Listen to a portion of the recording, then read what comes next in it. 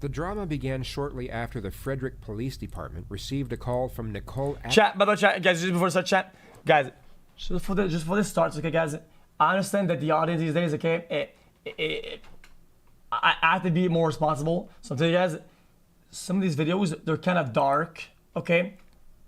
There's 3 parts. That's okay. It's not like triggering. It's just like they like dismantle the mentality or whatever of the like people who do really weird, bad stuff like killers and shit. And yeah, it's a little dark, but it's really good. So you know, yeah, don't do murder, eat a burger. There you go. The drama began shortly after the Frederick Police Department received a call from Nicole Atkinson, the best friend of Shannon Watts. She had arranged to drive Shannon into town that same day for a pregnancy checkup, but there was no answer when she knocked at the door, nor any response to her text messages or phone calls. After noticing her shoes were still at the front door, she became concerned and called 911. Nicole? Yes. Okay. What's going on? So my friend, we were out of town for a business trip this weekend. All right.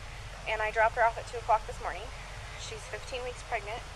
She wasn't feeling well, and she had a doctor's appointment this morning at 9, and I told her to let me know if she needed me to take her. She's got 2 little girls. I've called, I've texted. Her car's in the garage. Her shoes she wears every single day are by the front door. Damn, that's pretty fucking observant. Guys, I'm gonna give this back already. These are crazy observant and pretty smart. Dude, that would fly like right above my head. Maybe not. I don't know. You seen your neighbors today? No? Okay. What's Chris's phone number? Chris's phone number is... Hey Chris, Officer Coonrod for the police department. Pretty good. So, do you have any idea where your wife is? Right. What my concern is her car's here. They're saying she is diabetic. I don't want her... If she's upstairs and can't respond. Okay. About how far out are you? Okay, all right. He said like 5 minutes. It's not a sure sign of guilty conduct, yet the fact that Chris made the officer wait for his return would have most likely alerted some minor suspicion. In normal circumstances, a husband receiving a call from the police saying they were concerned about the safety of their pregnant wife and children, in most cases, would have given them permission to immediately kick the door down. It's a truly somber awareness to know that the man stepping out of the car had only a very short time ago dumped his infant daughter's bodies into an oil tank and buried his pregnant wife in a shallow grave. Scott, how you doing? How's it going? So this is the only vehicle she would have? Only one that, yeah. She would drive? Okay. The familiar routine for anyone checking for someone's presence inside a house, whether it be an emergency or otherwise, is to immediately call out to them for instantaneous reassurance. Chris remains silent, but instead feels the need to examine his wife's car before subtly sneaking through the internal garage door. He then disappears for 1 minute and 7 seconds before letting the neighbors and police officer inside. Only Chris will know what he carried out during that time period, but it's safe to assume that his curious behavior was not going unnoticed, made evident by the unsettled gaze of Nicole as he opens the door. What a complete moron. If I come in, Chris? There were multiple key moments captured from inside the house, which may not have been noticed immediately by the officer, but would have no doubt been gathered by forensics upon further investigation. The most overt peculiarity was Chris's interaction with his phone. The guise of his thumb movement would have given the impression he was texting someone, which would have seemed very peculiar, as the normal response would be to frantically call people rather than text given the circumstances. Hindsight gives us a clearer picture of Chris's introversion, which is that he was most likely using his phone to avoid eye contact and progressive dialogue with the officer. What time do you leave the day? What time I leave there? Here. Usually between 5:30 and 6. All right. And what, Shannon here then? He looks so worried. Yeah, we're still in bed.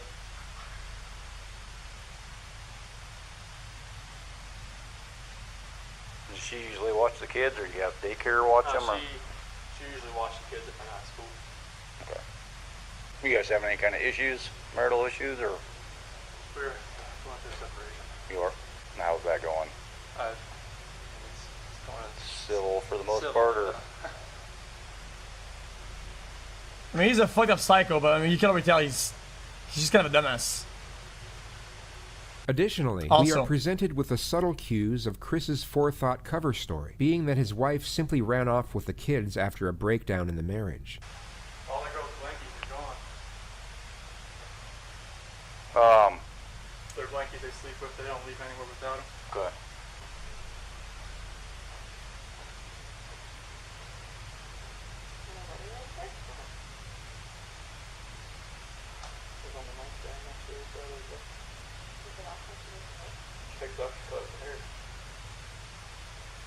The rest of Chris's conduct could be analyzed and dissected in various ways, and it would be easy Really? to pick at certain... Really? It's been like 30 minutes inside of the house, searching and whatnot, like a bunch of time.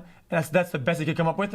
oddities in This body little language fucking and link them with signs of guilt. 10 Yet seconds without the fucking hindsight we have now, acting his skit. behavior could just as easily be linked with an innocent man who is understandably concerned and frantic over the disappearance of his family. His very conservant neighbor, however, had the perceptual advantage of knowing Chris on a semi-personal level, and could analyze his kinesics in a far more accurate manner than the police officer. You just want to go talk to him? I'm going to get his info real quick. Oh, damn.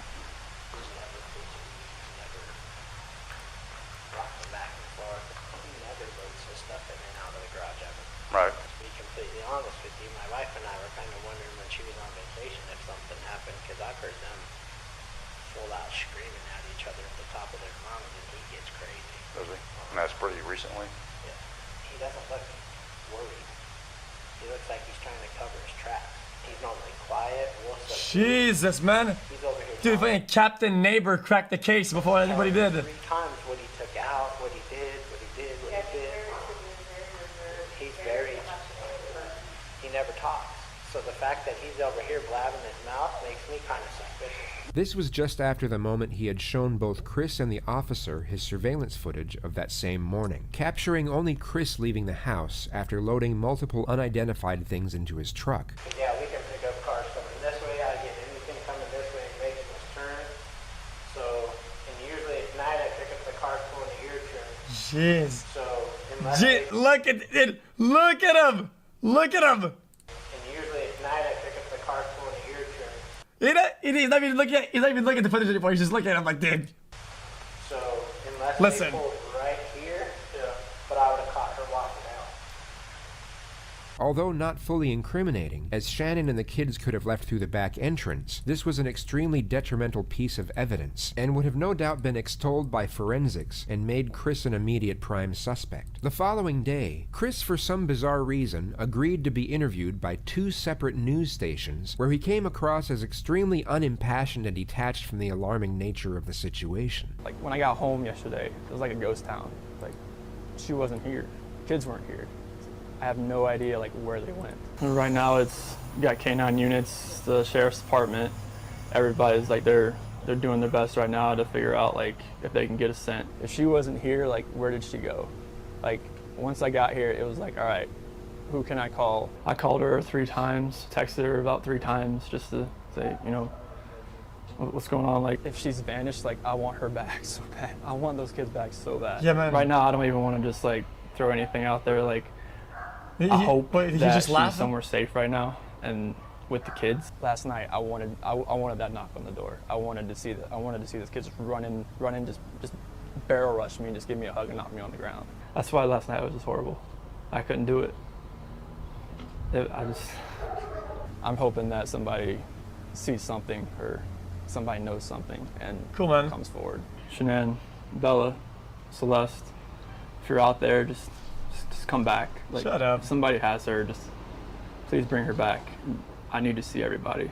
I need to see everybody again. This house is not complete without anybody here. What kind This of could line have of been dialogue is construed this? as shock trauma, where a person will turn numb and retreat into themselves as a means of escape. Yet the viewers watching this live from home were probably thinking what we as the retrospective audience already know. He was called in for questioning 4 hours later.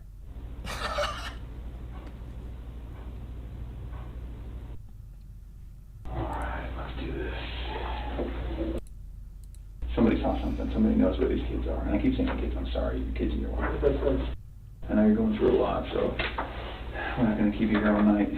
Oh, they know. Just tell me exactly what you remember, and I'll take notes about where we can go. Okay. So this 1:48 a.m. Let me go back one. Let me switch chairs. Oh! When they come knocking. He's squeezing him. Yikes! That means that key. One of the oldest and most commonly used techniques is for the interrogator to sit between the door and the suspect. This is for the purpose of heightening the feelings of isolation and dependence. It's an indirect subliminal message, letting Chris know that the only way out of that room is through the detective. It's an excellent tool for stripping away confidence, thus increasing the telling signs and body language when information is fabricated. 4 a.m., that's when my alarm goes off for work, and I'm supposed to get dressed, brush my teeth, everything I do upstairs. Okay. About 4:15, that's when I get back, slide right into bed next to her. Chad, this is huge, right? Because he can't like lean to the right or look to the right. The only thing he can do, if he's gonna lean or look somewhere, it's towards the other dude. And start having a conversation. he has to with play her his about cards way better. Having putting the house up for sale and talking about it. Like actually proceeding with the separation. Okay. And obviously it gets pretty emotional, like we're talking about, like we felt the disconnection was there, like falling out of love, and trying to stay together, maybe just for the kids' sake, but we're realizing that doing like our homework, it's not, most of the time that's not gonna work. Yeah. Yeah, like my family's missing. Like I think they died. Like that one I'm back. I opened the garage door and we went inside the house and looked everywhere. Shanann, Bella, and Celeste, nowhere to be found. Shannon's wedding ring's on her nightstand, her phone's still on the couch, her purse is still there, the medicine for the kids is still there, the car seat is still there, and there's no sign of them anywhere. Okay. K9 unit news show up, police take information, he goes to bed. I was just hoping that, I left all the lights on in the house, I was hoping that I'd get a knock on the door, but Yeah, nothing, back. but nothing happened. What do you think happened? At Ooh. first, I really thought maybe she was just at somebody's house, just decompressing. Just blowing off steam. Yeah, but after today, like with That's the first, onslaught of all the cars, all the police cars, all the news, all the K9 units, it's making me lean the other direction about someone took her. Okay. But it's just, if someone took her, it would have to have been someone she knew. Because there's no sign of anything like being disturbed, broken. Mm-hmm. Oh But, wow. like, that's the way I'm leaning now. At first I thought for real she was just decompressing somewhere. I thought she was safe. Mm-hmm. Even Even though everything in the house was left there. But now it's just, after the day with the news crews and everything, it feels Yeah, more man. the other Good one. direction. And it's Decompressing, he freaking says. me out.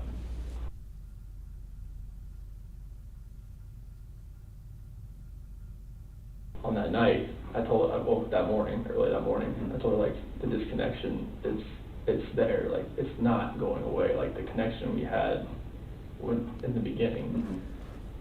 it's not there anymore. It's like, I don't feel like the love we have is there anymore. Okay. And it's just like, I don't feel like, if we want to stay together for the kids, I'm not sure if that's going to work. Like bringing That's another, what you told him? yes, Okay. like having another baby, bringing us into this relationship, do you think this is going to work Mm. with us being together? Or separation, I think, is going to be the best possible route for us. And that's when like all the crying and everything proceeded. And it was very hard just to talk about that. Mm. But I needed to do it face to face. Okay. And I needed to see her face, like while I did it. I couldn't text, phone, whatever. I needed to be face to face and be able to see her and know that she was gonna be at least reciprocating back to me. Oh. What did she say? She said that she wanted to kind of work on it, Mm-hmm. but if that's the way I was feeling, then she respects Jeez, that. the way he explains again shit, it's just so terrible. I don't know. I'm now on my way home to check on my family. So Is it bad. worried based on the conversation with Nicole? Had the police contact you by then? No. Okay. Two, I arrived, sorry, go ahead. But Nicole said she was probably gonna call the cops. Okay. All right. Now, so it sounds like Nicole's pretty worried. Mhm. More worried than you. Oh, so once dude. she couldn't get anything out of her and nothing was going on in the house, I was like, all right, I gotta go home. The sharp and sudden change of angle from baseline questioning to direct confrontation would normally make an innocent person refute or at least challenge the statement. There would also be a brief pause, as they would need time to process the allegation due to its perplexity. Guys, if you missed it last time, we watched another episode and they detailed that. If you didn't watch it, you probably should. It's really good the way that Yeah, guilty they react when individual they would already be in a defensive state of mind and would normally respond in a hastily modus. Instead of refuting the remark, they would accept it, but try and explain its actuality in a defensive manner. But it sounds like Nicole is more worried. Yeah, because like most of like if she doesn't text me, like I understand that. Okay. Like sometimes that happens. Okay. But for her not to get back to her direct sales group, that was very unorthodox. Okay. This is like Andy. So then they're at home. Police officers there. Mm-hmm. Then walk me through that. So as we go through the house, we're all Do you immediately go through the house? like I open the garage door and I just go into the house.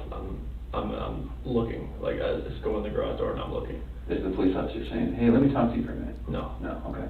No. What's the vibe like? I go up there, shake his hand, but I'm like opening the garage door at the same time. Okay. And then I go through, and then they're waiting at the front door. I go in, open that up, and then they come in. Oh, so they didn't go in the garage door with you? Okay. Well, they went in the garage. They didn't come in the way I did. All right. So then everybody goes in. Because the door's shut behind them. And at 4 o'clock, that's when, because the officer, I went over to the neighbor's house to see if he saw anything, and Whose idea was that? I think it was the officer, because he just went over there. And then that's when the neighbor called him back over to show him he had some stuff from the other night. Okay. Just show him like whatever he had that put motion on it. Okay. 4 p.m. Police check neighbor security footage and question them as well. Okay. Because I don't know the house. This guy could do something so terrible, so insane, and like just completely out there, some crazy thing. And the police shows up, and the only thing he thinks to do, he walks slowly. Oh, my family's missing. Goes inside for once, goes upstairs and starts playing Angry Bird on his phone for like an hour. What? It just doesn't make sense to anybody. Anything else about that? No, I mean, it just shows Nicole dropping her off, but her not walking up, and it shows me loading my truck up at the time that I told you I left.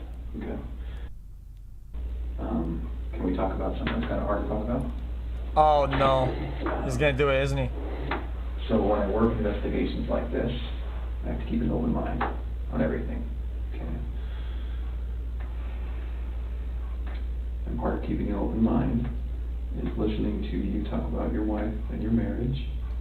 And the day she goes missing is the day that you guys have marital discord. Okay. So you can understand what I'm thinking about you. Yeah. What do you think about that? Makes me sick to my stomach, honestly. Like, I know, like, I've talked to a few of my friends, is like, this does not look good on you. I'm like, I know. It's like, if people knew that we were having marital issues. What a stupid fucking answer. Especially with the way everything looks. It honestly just makes me sick to my stomach, because this is something that I would never do. Ever. This guy says, "Amen. You might be a killer." His response, "Yeah, my friends think that too." I know. Or like. You have to look at every I don't know. It's just, I don't know. This is something I would never do to my kids or my wife. At all.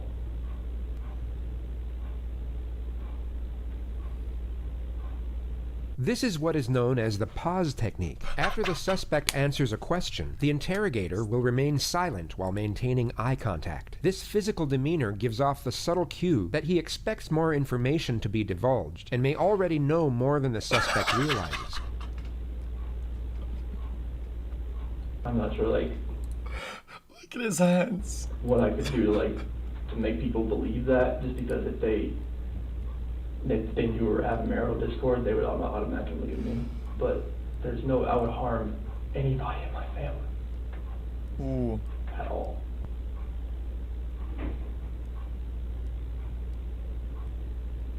Said it while breathing out. He's still I know we stalling were him having out. marital Discord, and we had that conversation that morning, and then she goes, we have no idea where she is, or the kids. He's not gonna do it again. I promise you that I had nothing to do with any of that. He's doing it again!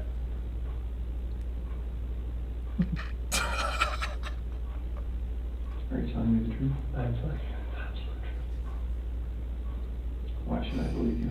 A truthful individual will normally respond to this question with a question, such as, "Why are you asking me that?" or "What's going on here?" They will often protest the aggressive nature of the inquisition, or give a short and forceful response. Because I'm a very trustworthy person, and the people that do know me, they know how I'm a calm person. I am not an argumentative person.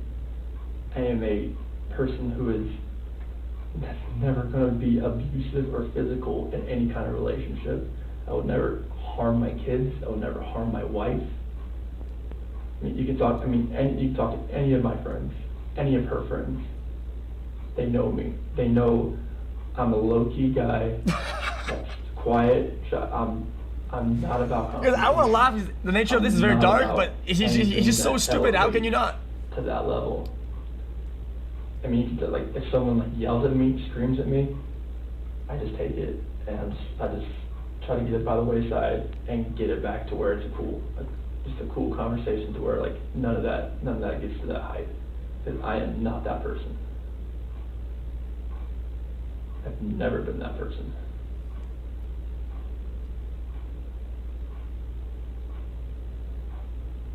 He's doing it again. I cannot believe it. Okay. Would you take a polygraph? Sure. Okay. Ooh. Let's take a little break. If he's that bad at lying, no shot he passes Come that. back in here, because I have a lot more questions for you. How you feeling? Looking at that picture. Chat. Can't you technically train against a polygraph if you train yourself to act or kind of fabricate a weird feeling in questions that are going to be truthful and wrongful? So whenever you get questions, you can just randomize it, and so they can't make a pattern of what it looks like when you're being truthful and wrongful or whatever, or when you're lying. So then they can't establish a pattern. Yeah, okay. Makes sense. God. Yes, it's not admissible in court, but it helps them. Celeste, she's rampage. She's always the one that's gung ho. She's always the one that's just like, she's off. She's either go or sleep. She's always the one growling. She's always been. She's a tiger. Bella, she's the calm, the mothering one. She's the one that's always, you okay? You okay? You fine? Okay. She's just the sweetest little girl. She's the one that favors me more, and Celeste is the one that favors Sinan more. This is so disgusting.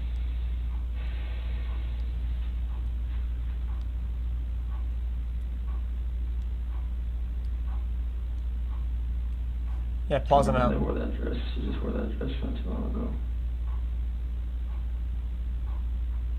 Not unbutton the back of it so I could get her pajamas on. She's like, no, Daddy, button. I got button. I'm not in love with those spaghetti strap dresses. She likes long dresses. This guy's buying none of this bullshit. She was a girly girl. Ooh!